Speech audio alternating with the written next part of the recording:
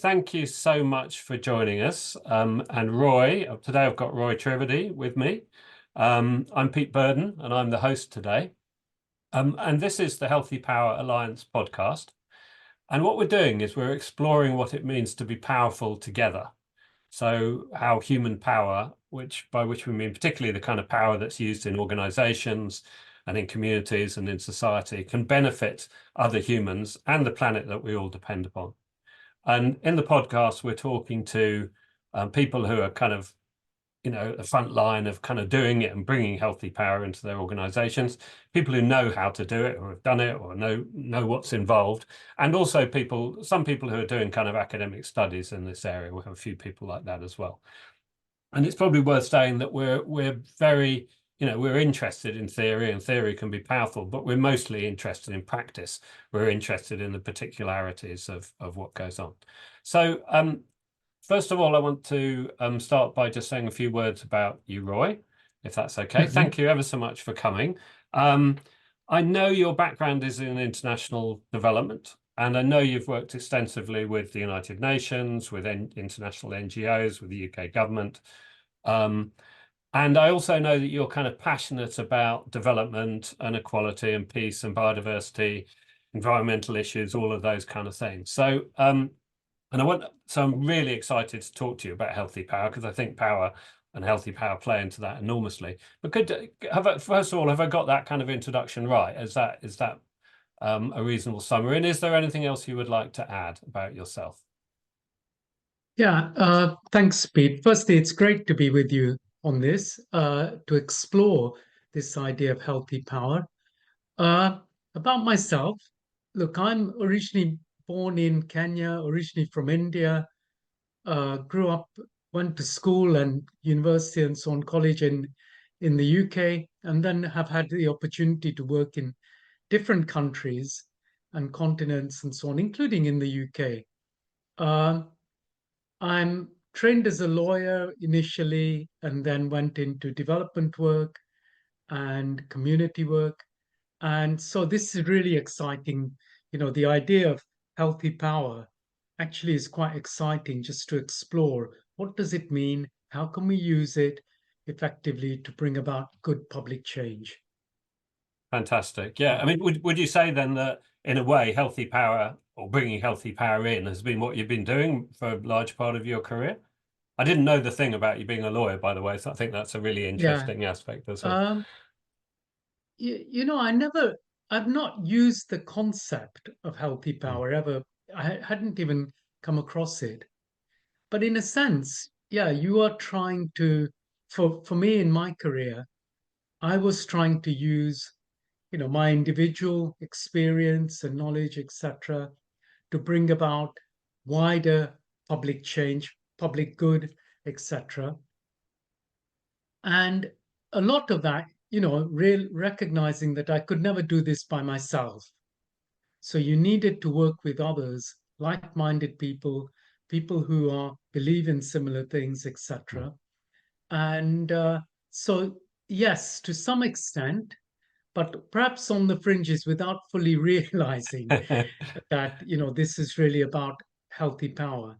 But definitely, there's an element of that in, I could tell that story Yeah. using that lens. Yeah, lovely. And I think I said to you that we're using a very simple definition of power. We know that power is a very nuanced and much studied topic, but we're using it simply as kind of achieving goals.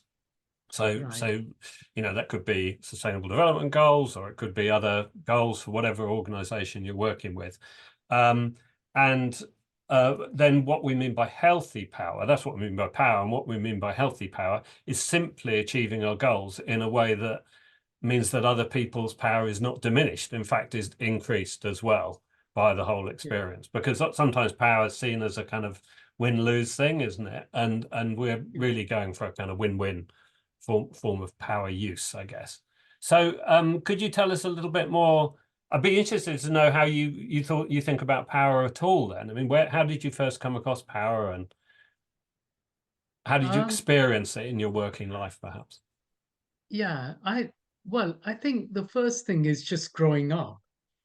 Uh, growing up in a country where I wasn't born, uh, growing up in a neighborhood where, we were one of the few uh, non-white households, etc., recognizing that actually there was a structure in that society, Mm, recognizing that if you wanted to have any influence, you had to work with others, but you definitely had to stand up for what you believe in, your hmm values, etc.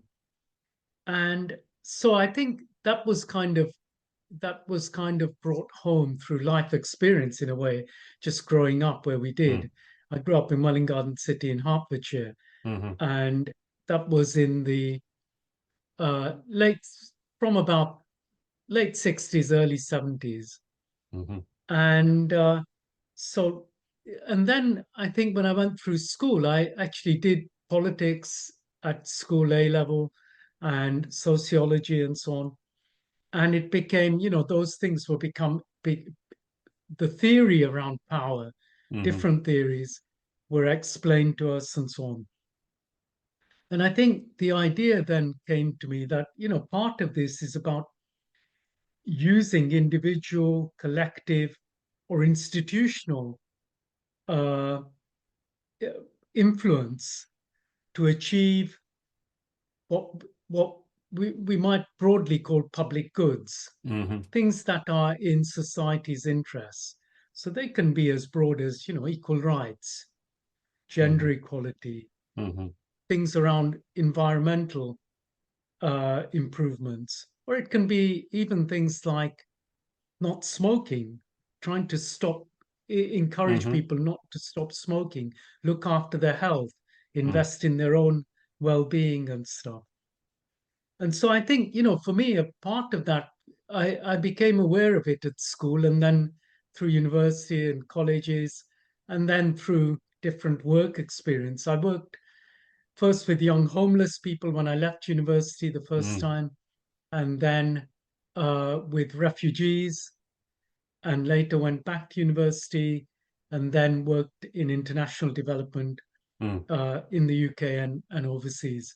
mm, So I think I became aware of, using these kind of your individual level experience, but also collective level experience, and then institutional, mm, working within institutions mm. much more, and how you used your influence to shape public goods.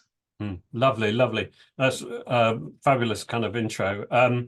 And you talked about kind of working with refugees and with young people as well. And those would be groups, I assume, that wouldn't have a lot of kind of power on paper at first. So how do you, and but you were already you were realizing that it's about bringing people together somehow and using the form of community. Could you talk a little bit about kind of what you did or how that kind of played out, or indeed what the forces were that were stopping it and making it difficult? Yeah, my first job, as I said, was with young homeless people in Mm, London, and I was 21, and these young people were anywhere between, let's say, 15 and they're supposed to be 21, but people would be a bit cagey about revealing yeah. their ages. So I wasn't that different from the age group that I was working with. Hmm But most of the people who were homeless were people who either had had a breakdown with their family, mm, and had left their families, or had got into serious drug abuse issues or glue sniffing at the time, mm, a whole range of different challenges which had made them homeless. And our job initially in the first job I had was to provide short-term uh, a place for people to stay, but then hmm also advise them about how they could uh, get back if they wanted to get into a home or into some kind of hmm council housing or find a job, even if it was just temporary jobs, etc. And then to get a bit more stability in their lives, which could help them to achieve what they wanted. And so part of the challenge was really around working with young people to help them to to understand, how society works, how could they achieve what they wanted from mm, this, if they wanted to achieve that stability, mm, or if they wanted to build relations with, back with their families, etc. And so we were working with them, often for mm, short periods, but trying to help them to reestablish that. mm, And to some extent, we were successful. The challenges were, of course, resources were very limited. Uh, a lot of the people who you were trying to help didn't always want the help either, mm, right? Um, they hadn't they hadn't fully come to a realization, or some of them at least, that that's what they wanted. So that was quite difficult. So to give them options in that instance. mm, Or with refugees, it was people who had arrived here, asylum seekers in the UK, looking to re-establish, uh, their lives, basically, often with families or without families, and so on. And part of the challenge there was they didn't know how long they were going to be here. mm, They didn't even know whether they would be able to stay, etc. But you tried to give them as much stability as they could to make their own decisions, mm, and then to help them to find avenues for, if they wanted housing or mm. employment or Sure. social security, etc. And were So you those were, talking? I was going to say, yeah. sorry to interrupt, but were you talking? I mean, did you use the language of power at all when you described? You talked about the kind of structure that they're immersed in, whether it's their families or their relationships with, even with you and your other co-workers, but also in society, trying to get a job or something. There's a lot of power going on, isn't there? Was that something you Yeah. talked to them about, or was it just kind of there but With not known at that time? with some of the people, there it was very clear. I mean, Mm, particularly with young people, often, who felt that society was not willing to accept them, was mm, putting them as rebellious, putting them down as, labeling them as rebellious, whatever. And definitely the links with authority, with, the social security mm, officer or the probation officer or yeah. social worker, would often, that was quite evident. With the refugees, it was more subtle, but the big power issue there was, of course, government and the Mm, whole way in which uh, people's asylum claims were dealt with. And that was a huge mm, challenge for people, mm, because they were having to face what they saw as a bureaucracy, which would often not make things very clear, mm, not necessarily explain to people what the choices were for them mm, while they were waiting. And our job was to try to help to do some of that, and to mediate, and to also, yeah, help mediate between the client or the person and the authorities. mm, mm. No, I So can it was imagine it. there in the background, always, that Yeah, issue of power, but not always as, as clearly defined. Uh, yeah, not as explicit as it might be later. But and those kind of situations, they're almost kind of Kafkaesque, aren't they? That you don't know what levers to pull, even if even if you had the power to pull the levers. One of the way that power is perhaps being exercised is by making things hard to get hold of. But I'm also interested, and I want to go on and talk about the UN and other places. But um, when you talked about how you got into this, I mean, it's also this idea of community power, isn't it? So is it yeah. with those groups, is it an individual thing or is it starting to become a community thing? It was always a combination of those things. So the Hmm. first thing was, it would manifest itself as an individual issue. Mm. Okay, a person was facing particular difficulties, etc. But then you realize that there were many other people in the same boat. Yeah. And so you realize that actually, if you went out campaigning against homelessness for young people, they realized that they were just one segment of, well, one person amongst many young people. And then young people was only a segment of the total homeless Yes. population. So it became a bigger thing. And to some extent also with the refugees, because there were individual cases, of course, which was what individuals were most concerned with. But then you realize that they were, you know, the way that governments made laws treated whole groups of people, asylum seekers. And so within that, you'd have different nationalities, you'd have Mm, male and female, you'd have, different groupings, etc., etc. And often people wouldn't necessarily veer towards what you might think of them as their primary grouping. mm, They wouldn't necessarily veer towards as people with the same nationality, because mm, often for asylum seekers, there are many people who end up in asylum for very different reasons. They wouldn't necessarily trust others to have the same political views. mm, So it was kind of a mixed thing. mm, Yeah, mm. Okay, that's lovely. And I want to kind of move on, but to talk about the UN and your experiences of kind of yeah, international development at it's a different kind of scale, but in many ways you've got the same things. You're trying to work at a country level, perhaps, so it's a bigger scale. But those two aspects, one about the personal, so how somebody like a young person or a refugee becomes empowered, if that's the word we can use, but then also how do people kind of aggregate and come together as a community to kind of make change. Does that make sense? There are yeah, two yeah. aspects to it. And so tell us a little bit about your international development experience with the UN, for example. So, I by the time I joined the UN, that was really, I'd already worked for 20 years with non-governmental organizations, Save the Children, Oxfam, Hmm. uh, an Indian organization, and so on. And initially, when I was doing that, the NGOs work, I was thinking that actually we had a lot of power as outsiders to help, give people choices of to see things in different ways. And often you wouldn't be the person that could make the change, but you could give people options to think about. Hmm. I think I then worked for the UK government for the best part of 13, 14 years, and then moved to the UN for a decade, 10 years. By the time I got to the UN, I think I had come to the conclusion that outsiders can do certain things. When you're working in a different society, you can do certain things, but there are also many things you can't do. And recognizing things that you can do to help people change their lives, and where you can't help them, where that people have to people themselves locally or nationally have to do things Mm. themselves.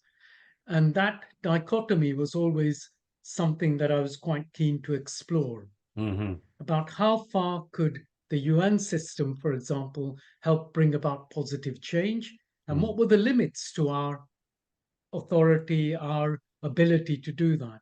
Mm. Because And otherwise you mean you're, as the UN, you're coming in as a kind of savior to try and fix things in a country or something like that. And you're talking more about enabling or yeah, some words like that. Is that I it? mean, I think context is vital in development. Mm. And you and I, we've talked about this many times, I think.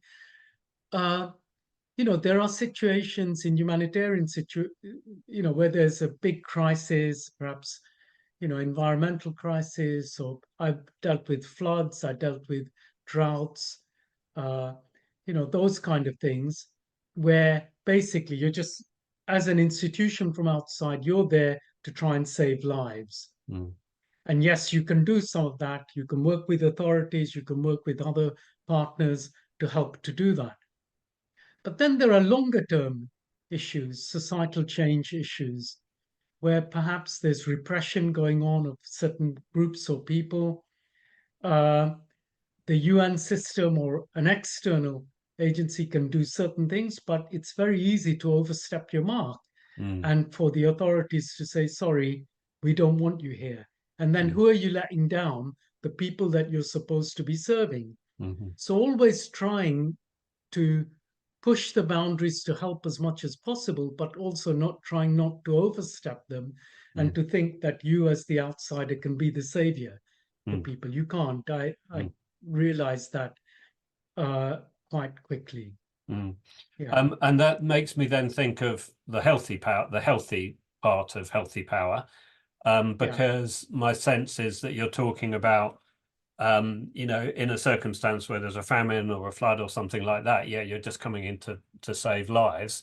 But when we're talking about healthy power, we're talking about using the power to get things done, but in a way that actually increases people's power. And that could be coming in and just feeding them or whatever it is, could actually take away power. Is that partly what you mean? Yeah.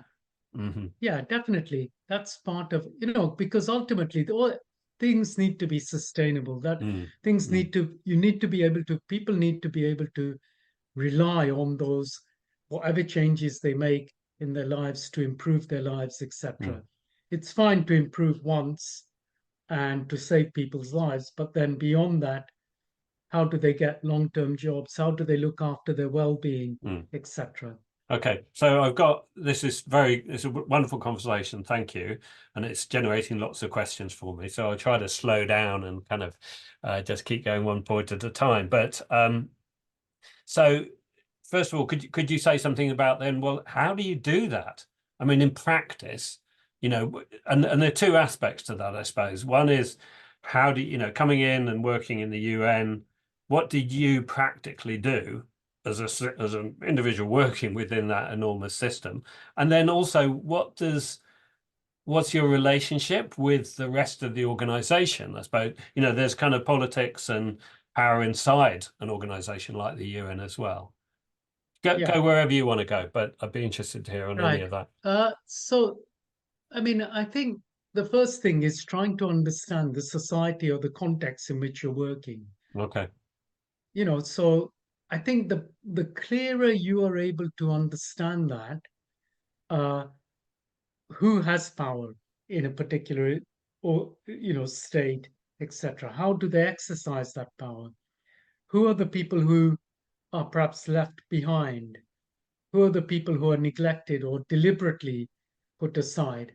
Mm, And then seeing, you know, with I guess institutions like the UN come with the idea that you're there to help people, human rights, to improve the human rights situation, for example, for all people, regardless of who they are.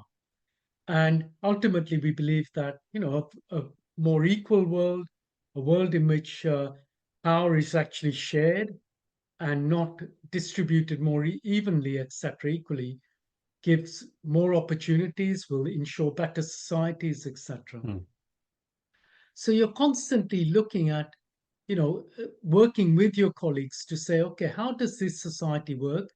Who should we be supporting in this society? Who needs our help? hmm. And then what can we do to help them? And that might include talking to the authorities about, well, this society works well at certain levels, but what about X, Y, and Z who are perhaps Mm. powerless? What can Okay. you do to help them? Okay. To help the authorities to think through, okay, how can they carry the whole of society approach to improve public policy for them? A second thing is, situations where the authorities clearly don't want to know certain groups of people. Mm, And then how do you work with those people? Are you able to work with them directly, indirectly? How do you support the most vulnerable people, whether it's people with disabilities, people who are left behind, that kind of thing, or perhaps a geographical area of the country mm, where there is, a lack of investment, or an area like I worked in Papua New Guinea, where which actually was a, really challenged a lot of my own assumptions about things, because I had always been brought up with the idea that, the state and state power was a good thing, that helping the state, because the state can regulate, it can support more vulnerable people, etc. And so, we've been led with the idea, we've grown up with the idea of a social contract between individuals and their state. mm, And the individuals give up certain powers to vest in the state, and the state in return helps to protect those individuals. Whereas Papua New Guinea was a very different situation where people didn't, in remote areas didn't trust the state. And so, they didn't trust the state because the state centrally kept giving licenses for extraction of minerals, etc. And then local people felt that they were not benefiting fully from that. And so, in those situations, you would talk to the authorities about what's the right way of, ensuring that the benefits reach the people. At the same time, working with those people in those remote areas to say, what can they do to look after their own well-being? Mm. Where can they also exert pressure on the state or demands on the state to ensure that they get a fair deal? And so it was often this intermediary role that the UN could play, Mm. supporting communities, Okay. but also working with the authorities to make them more aware of what the Mm. trade-offs were. Mm. Mm. Yeah, a And lot I of think where the go on. idea of healthy power comes in there is recognizing that different actors uh, within that canvas have different levels of power at different times. Hmm. Being able to exert power in ways which are beneficial not just to smaller groups, but to as many people as possible, and ideally the society as a whole. So they're Mm. making long term decisions which will benefit both citizens that are alive now, but also future citizens. Mm. No, that's lovely, and I really get the sense of understanding what's going on, and then a lot of awareness raising from your role in terms of the UN, raising awareness, and creating connections and communication between the various parties that have power and the ones that may have less, but trying to kind of bring people together. I mean, do you have any examples of times where that kind of worked well, or maybe where it was really tricky for other reasons? Yeah, definitely. I mean, we had in Papua New Guinea, so I was in Papua New Guinea from the end of 2013 up to 2018.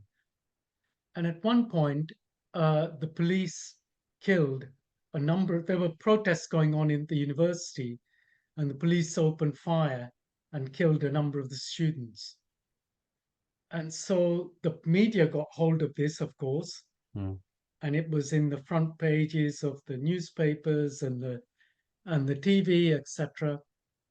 And I was the most senior UN official in Papua New Guinea at that point, and so I had to step forward, and it was very difficult because government, a number of opposition MPs spoke up, but government would quickly sort of rain down on them and say that's only because you're from a particular party, you don't Mm. understand what's at stake here, etc. And so, as a relative neutral, in inverted commas, from outside the country, but based in the country, I had to speak up on behalf of the UN system to say, look, we don't have any, we're, we're concerned about what has happened here. One, because people have died. Okay, the police really shouldn't have opened fire on these unarmed students, etc. And so, I have to make, and it's quite a sensitive thing because Of it's course, yeah, quite incredibly. easy for the prime minister or president or whatever to call you in and say, look, actually, you know what? We don't need you here. Just leave Mm. our country. Mm. So you can be given that persona non grata Mm. position, or you can, more I tried to do was to find a way of saying this, making the government feel that I had the best interests of the citizens at heart. And I wasn't trying to make a point to the government that they were wrong or right. I was Mm. just saying what happened here shouldn't have happened. And Hmm. there are unarmed people uh, who suffered as a result, and that shouldn't happen. Mm. And I think I was successful to some extent in getting across that message because I think both from government, who actually did listen to what I had to say and had to respond to it publicly, and they had to then apologize to the public, saying, "Yeah, look, he's right. It shouldn't have happened Hmm. like this." But also to the people who lost loved ones, etc., who felt that I was saying something which they believed, and they couldn't say themselves openly mm, without it being treated as being seen as negative mm, and just criticizing the government. So mm, I tried to play that role and so on. And similarly, in situations where we had the El Nino and drought in parts of the country, and we it was right up in the north of the country in the highlands, and so we organized with government to take some food rations up there, etc. And I have this really beautiful, amazing, powerful picture of roughly maybe 15,000 people who had walked down from the mountains for a day to collect a bag of rice, some oil, etc., all sitting in a round. And we were in there with some government people. And then one guy got up and spoke in a language I don't know. And it was a language which sounded very harsh and very shrill. And so the person had been given a microphone to express his views. So I asked someone next to me, what is he saying? Is he being critical of us, etc.? And actually, what he was saying in his own language was, look, uh, firstly, thanks for coming here. We don't know any of these government people that you've brought with you. We have never seen them before in our lives. The last time that there was any public distribution of food in our area was 25, 30 years ago. We have never seen any of these people come to our area. You've brought them mm. here, and you've brought a bag of rice and some oil for us to take. And yeah, it's at one level, this is very late because most of us have been suffering for the whole of this several months without food to eat. But Mm, on the other hand, we're also thankful for you to bringing them here, uh, mm, and for helping us make those connections with these people. mm. So that was kind of a very Lovely. humbling Yeah. thing. And I have that really amazing photograph which somebody had taken of this guy standing up. And he has very strong features, speaking in his own language and with the microphone in his hand. So again, he was using his power to kind of speak up, but by you being there and the other people being there, you were creating a kind of context for some of this to emerge. I'm curious about and the other example of speaking up in when there were those deaths. I mean, what was that like for you personally? How did you engage your personal power? We can guess about that guy, but what did you have to do, Roy, to what Well, made it okay firstly, for I you, I suppose? Yeah. well, firstly, I had to think, how do I get this message, which is quite difficult for government, whether it's they should be looking Mm, after their people up in the north. They should be providing, thinking about who's suffering from this drought, or for the students, right? I have to think, how do I get this message across so people will listen to what I'm saying rather than think, oh, here's the UN again just criticizing troublemaking. Yeah. us. Yeah, it's easy for them. They've got nothing. These guys are, in their nice paid jobs, etc. So I have to create, firstly, understand the context of how do I get a sensitive message that people will listen to? Hmm. How do I convince government to listen to this? But then also, how do I keep the confidence of the people that I'm trying to protect so they don't think that, oh, it's all right for him because he hasn't got anything to lose here? Mm, mm, Uh, and try to find that balance without overstepping my mark as an outsider, hmm, and ultimately not making government feel that they were just useless, mm, but making them recognize that they had certain power, but they could use that power to benefit all of the people, mm, and that people also had some power to be able to demand things, to be able to hold others to account mm, without uh, losing confidence in their authorities. mm, the mm, people that they had been elected in that country. mm, mm. So it was quite a sensitive thing. Very And sensitive. Yeah.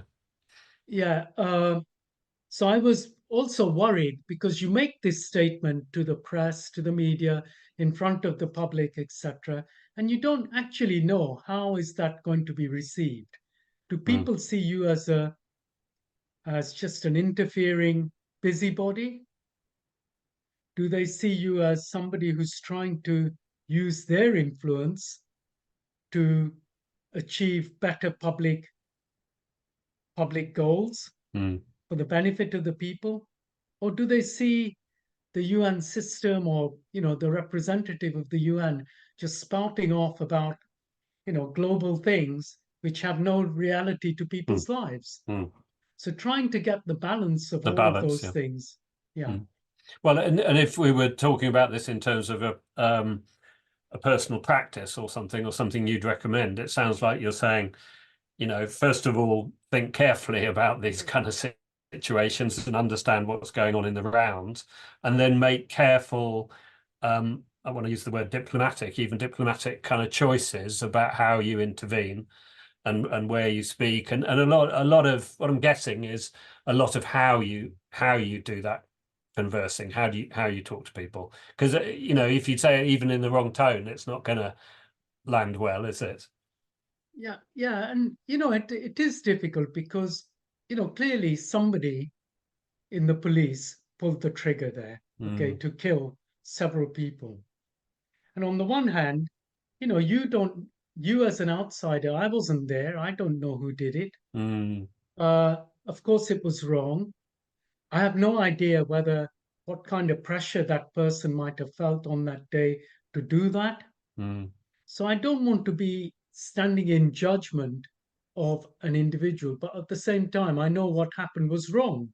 mm, So mm, trying to find that sweet spot where you can basically say something which is not prejudging, a process that the community and the society will have to go through to find out and to hold people accountable. I wasn't trying to be that. I was just trying no. to raise this, Mm, etc., in mm. a way which people felt, well, he's trying to help our society.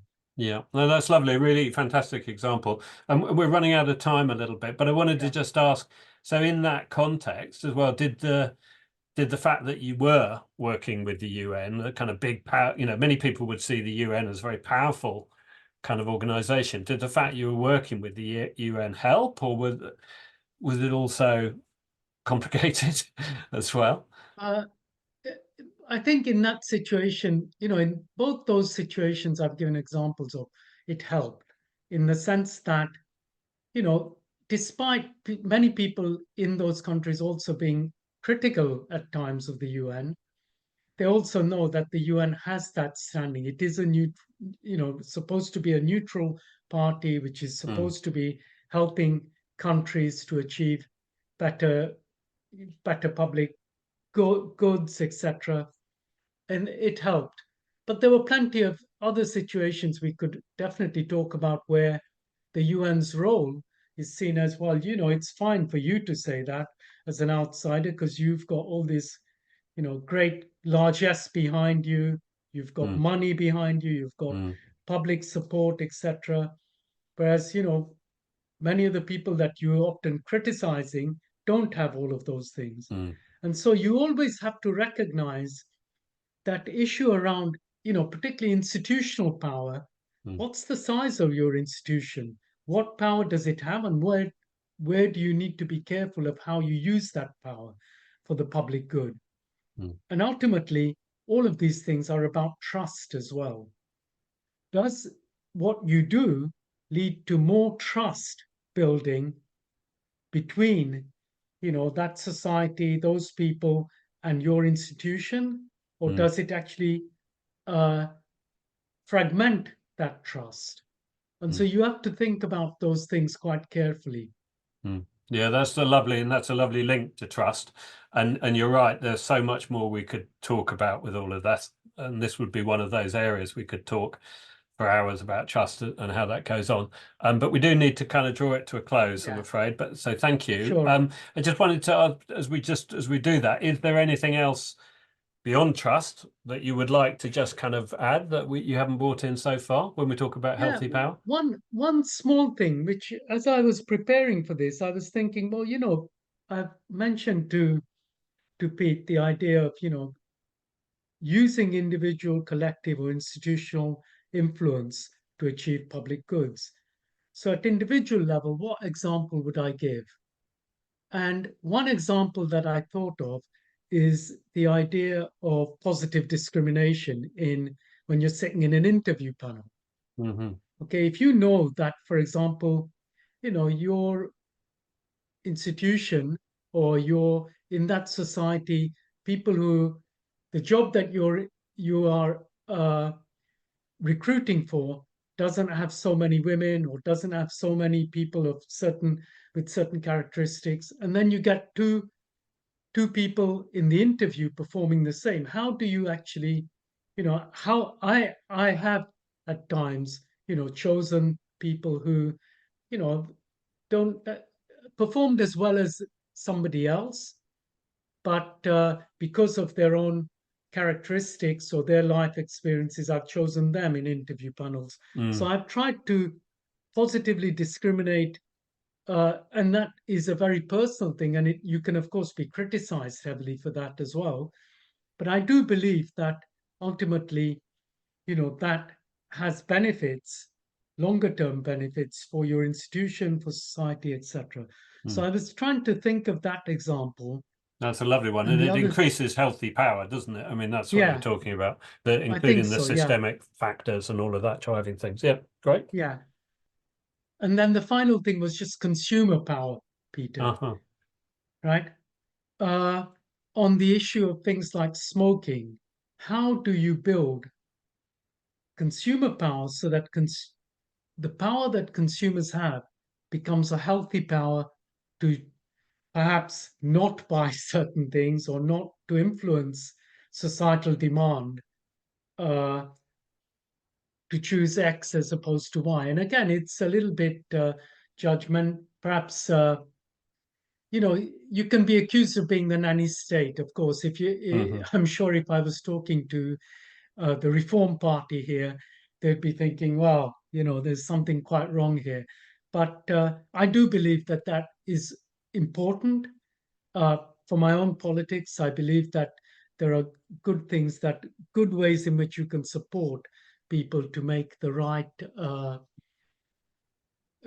create the right levers and the right uh, incentives to to invest in the well-being of others and themselves. Mm. Anyway, those were two little things which you might pick up on in future. Well, no, they're little. You've had a very small amount of time to talk about them, but they're huge topics in their own right. So Yeah, yeah, hopefully we can get you back, Roy, at some point, maybe in, I don't know, 6 months or a year time to say a little bit more. It'd be lovely to talk more about trust and also more about politics with a small p, the yeah, politics of how that kind of works. Because again, I mean, you're talking about the level of the personal, but also the community, the power of the consumer. It's a big aggregate of people that can do certain things, and that's very powerful as well.